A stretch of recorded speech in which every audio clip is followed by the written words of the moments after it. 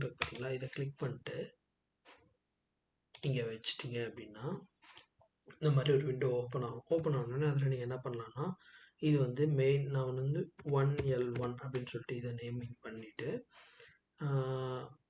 1L connection destination, இது colour வந்து ஒரு பிளாக் கலர் அப்படின்னு நேமிங் பண்ணிக்கிறேன்.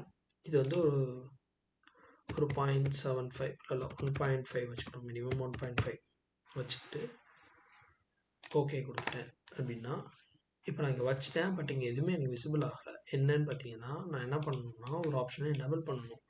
இந்த மாதிரி செலக்ட் பண்ணிட்டு ஷார்ட்கட் கீ வந்து ப்ராப்பர்ட்டிக்கு Ctrl+D அதை ப்ரெஸ் பண்ணிங்க அப்படின்னா இந்த மாதிரி வந்து விண்டோ ஓப்பன் ஆகிடும்.